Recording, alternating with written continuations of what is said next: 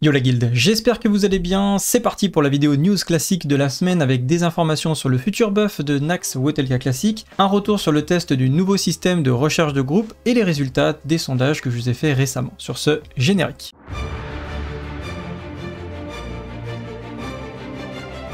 Vous êtes encore 51% à regarder régulièrement mes vidéos et à ne pas encore être abonné, donc si vous ne voulez rien manquer des prochaines news et guides et informations concernant Wotelka Classic, on claque full CD sur le bouton rouge. De plus, vous avez la possibilité de rejoindre la chaîne et d'accéder à plein de vidéos bonus comme du Farm Gold ou des guides spéciaux concernant Wotelka Classic tout en soutenant la chaîne et mes projets à venir, donc merci beaucoup. La première information, c'est tout simplement le data mining du dernier patch de la bêta de Wotelka Classic où on peut constater qu'il y a une nouvelle aura qui va augmenter les dégâts et les points de vie des mobs, de l'intégralité des mobs de l'instance de Naxxramas. Donc ça avait été annoncé par Blizzard d'augmenter la difficulté de ce raid qui est effectivement, ou qui aurait été plutôt extrêmement facile. Et pour le coup, c'est plutôt une bonne nouvelle, ça va le rendre un petit peu plus intéressant et on pourra voir la plupart des mécaniques des boss là où certains n'auraient peut-être pas eu le temps de faire tout leur sort finalement. Un petit peu comme ce qui s'était passé sur Vanilla Classic où certains boss n'avaient même pas le temps de lancer leur capacité. Alors rassurez-vous pour ceux qui pensent que ça va être beaucoup plus long avec 30% de PV etc, que ce soit sur les trashs ou sur les boss, honnêtement non, les trashs sont déjà très rapides à tuer, même avec 30% on parle de quelques secondes en plus par pack de trash, surtout que vous allez pouvoir faire vraiment des gros packs en AOE. Donc non, on va pas perdre beaucoup plus de temps que ça sur les trashs, et au niveau des boss, ça sera pas une grande différence, et encore une fois c'est quelques secondes de plus sur chacun des combats, donc voilà, c'est une bonne, je pense que c'est une bonne chose, c'est un bon équilibrage concernant ce raid. News suivante, ça concerne un post que je vous ai fait sur le site camilabs.fr concernant la recherche de groupe, je l'ai intitulé « Un futur échec ». Tout simplement un petit peu en fait à l'image de recherche de groupe qu'on a sur TBC qui avait été un petit peu amélioré déjà par rapport à ce qu'on avait avant. Et au final, pas grand monde l'utilise finalement, donc on peut considérer que c'est un petit peu un échec déjà. Et cette version qu'on va avoir sur Wotelka est une version améliorée de celle qu'on a sur TBC. Et il y a Zegedin qui nous a fait un post sur Reddit, j'ai trouvé assez intéressant et qui collait assez à ce que moi j'ai ressenti quand j'ai utilisé le LFG sur la bêta. Donc je vais lire ça avec vous et je vais essayer de vous commenter aussi, me donner mon avis sur les différents points. Le nouvel outil LFG de Wotelka Classic est-il bon? C'est un sujet qui fait de nombreuses discussions sur les forums officiels de la bêta de Wotelka Classic. Pour ceux qui n'ont pas accès à la version bêta, j'ai créé une galerie d'images de l'outil et de tous ses écrans et options. Donc vous avez le lien ici et vous pourrez consulter comme ça, voir à quoi ça ressemble, comment vous pouvez tag les différents menus, etc. etc. Le LLG de Wotelka Classic ne fait aucune distinction entre les joueurs à la recherche d'un groupe et les chefs de groupe. Actuellement sur la bêta, la plupart des joueurs s'enregistrent pour les donjons qui les intéressent puis attendent simplement pendant qu'ils retournent à leur quête. Ils espèrent que quelqu'un prendra l'initiative de créer un groupe et de les inviter. Cela fonctionne d'une certaine manière avec la population très limitée de la bêta, mais étant donné la capacité de filtrage assez faible de l'outil, sur un serveur normal avec une population décente, je soupçonne que l'onglet de recherche de groupe sera tellement encombré qu'il sera presque inutile. Il sera tout simplement trop difficile d'analyser toutes les listes pour trouver le groupe ou les individus qui vous intéressent, en plus de la perte de temps que cela occasionne. Donc je suis assez d'accord avec ça, c'est vrai que sur la bêta déjà la liste était assez longue, donc on est très peu actuellement sur la bêta, donc si on multiplie par 100, franchement je pense qu'on peut multiplier par 100 par rapport au gros serveur par exemple, on va se retrouver à scroller une liste qui est complètement insane, donc on va espérer que l'outil va être amélioré, qu'ils vont rajouter du filtrage, etc. Mais c'est vrai que la problématique qui est abordée, la principale problématique qui est abordée dans ce premier message, c'est surtout que les gens n'ont pas forcément envie de prendre l'initiative de monter un groupe. Alors que quand tu taguais avec le système de tag aléatoire, c'est le système qui s'occupait en fait de créer un groupe, donc du coup les groupes se montaient assez rapidement au final.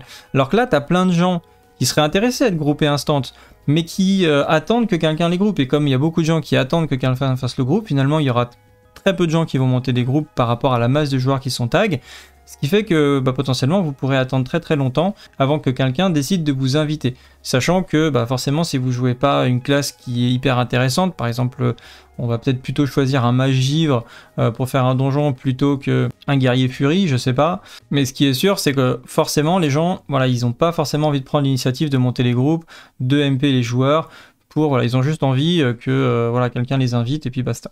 Là où avec un système automatisé, finalement, plus de groupes de manière globale se seraient créés, se seraient montés. Ensuite, il explique que la fonction de note personnalisée n'est pas aussi utile qu'elle pourrait l'être. D'une part, vous ne pouvez pas voir les notes personnalisées des joueurs sur la liste de base de l'outil de recherche de groupe, vous devez passer votre souris au-dessus ou sélectionner une ligne spécifique pour voir la note personnalisée. Ensuite, vous ne pouvez pas effectuer de recherche de texte personnalisé ni filtrer les notes personnalisées. Ainsi, par exemple, je ne peux pas rechercher avec des listes avec une note personnalisée concernant le GDKP, ni filtrer pour que ce soit pour les faire ressortir ou au contraire les faire disparaître. Ouais, je sais pas, je suis pas sûr que ce soit vraiment une priorité de pouvoir filtrer au niveau des notes personnalisées. Par contre, qu'elles apparaissent par défaut, c'est-à-dire quand on navigue et qu'on voit les notes tout de suite, ça je pense que ça peut être effectivement une bonne chose. L'onglet de recherche de groupe ne se met pas à jour automatiquement, vous devez l'actualiser manuellement régulièrement tout en recherchant un groupe à rejoindre ou des membres à inviter afin de vous assurer qu'ils ne sont toujours disponibles pour voir s'il existe de nouvelles annonces. Donc forcément, si la liste est très longue et qu'elle ne se met pas à jour, le temps que vous allez scroller vers le bas, ça se trouve la personne que vous allez, qui va vous intéresser, bah, finalement elle n'est pas disponible, donc vous allez devoir mettre à jour pour voir qui est vraiment disponible. Bon, c'est vrai que c'est pas forcément, si c'est pas dynamique, c'est pas en temps réel, ça peut être embêtant aussi. Ensuite, le bouton pour inviter un joueur que vous pouvez utiliser au lieu d'envoyer un chuchotement, donc soit en fait vous allez MP la personne en lui demander est-ce que tu es dispo pour faire tel donjon, ou alors entre guillemets vous pouvez lui envoyer une invitation, le ninja invite un petit peu. Ressemble exactement à ce qu'une invitation de groupe classique, donc en gros clic droit inviter.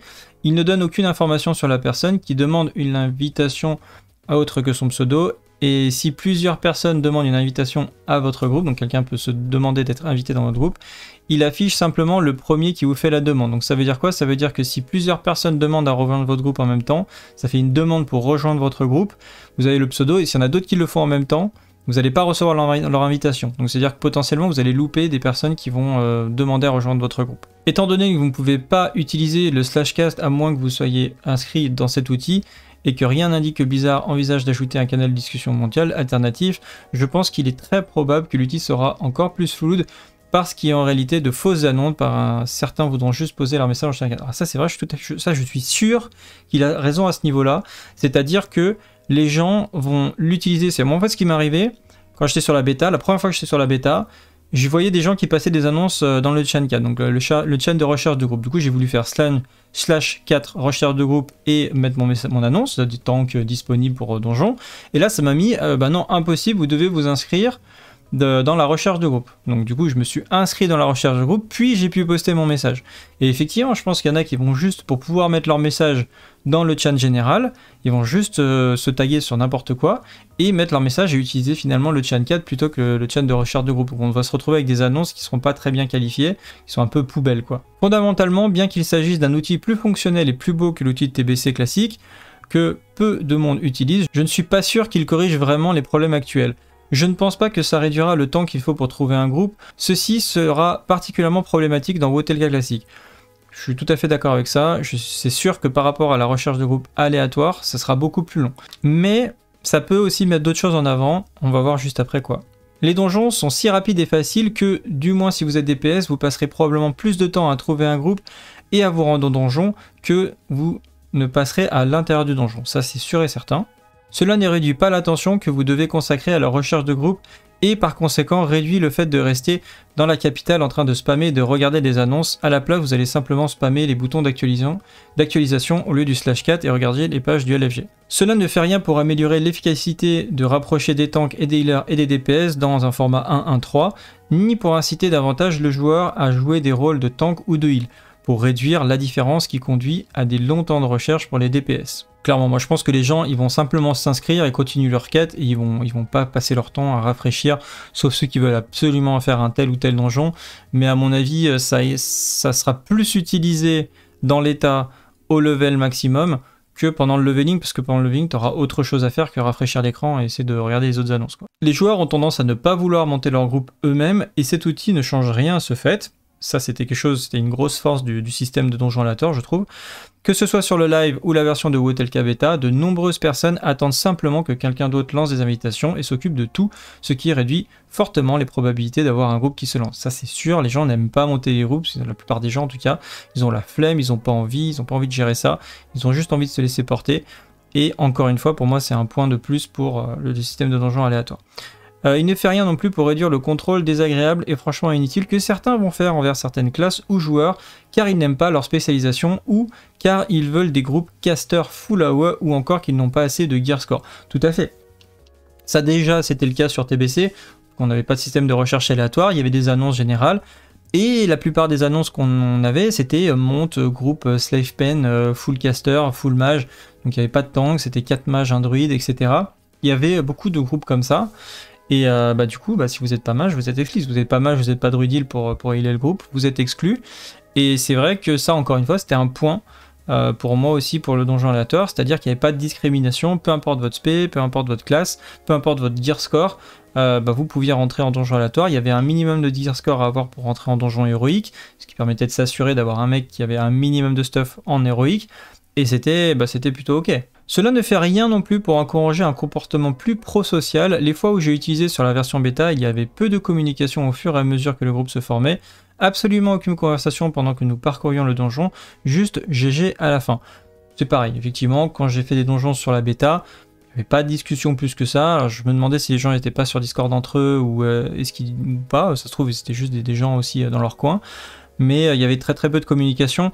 Ça, je pense que c'est un mal, entre guillemets, qu'on ne pourra pas vraiment corriger sur classique, parce que on est dans un jeu qui est quand même très très connu, où les gens ils n'ont pas besoin d'avoir de communiquer pour arriver à leur objectif, qui va être de finir le donjon dans ce cas-ci.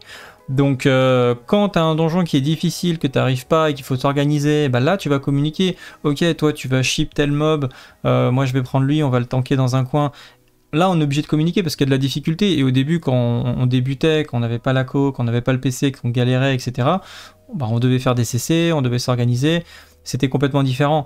Aujourd'hui, les gens, ils maîtrisent beaucoup plus leur classe, ils jouent dans des meilleures conditions et ils savent ce qu'ils ont à faire. Donc, on n'a pas grand-chose à se dire finalement.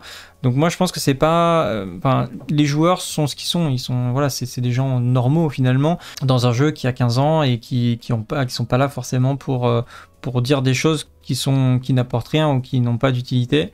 Donc moi je trouve ça, ça me choque pas plus que ça en fait dans le jeu actuel. On verra peut-être dans des nouveaux jeux, des nouveaux MMO un peu plus difficiles, peut-être que ça encouragera un petit peu le dialogue, mais en tout cas les groupes, même avec ce système là, je doute que ça encourage vraiment le côté social, beaucoup plus en tout cas que le donjon aléatoire.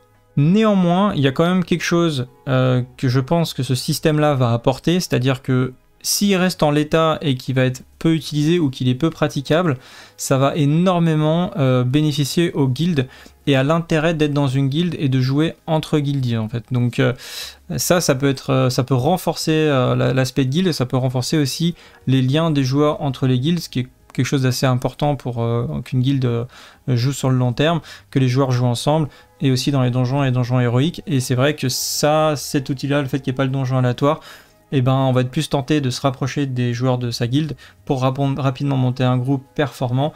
Donc ça peut booster les guildes en fait. Ce système-là, s'il reste en l'état et qu'il n'est pas si pertinent que ça va booster finalement les guildes, ce qui est finalement peut-être pas plus mal. Pour conclure, le nouvel outil LFG est juste un tableau d'affichage LFG plus joli mais moins personnalisable.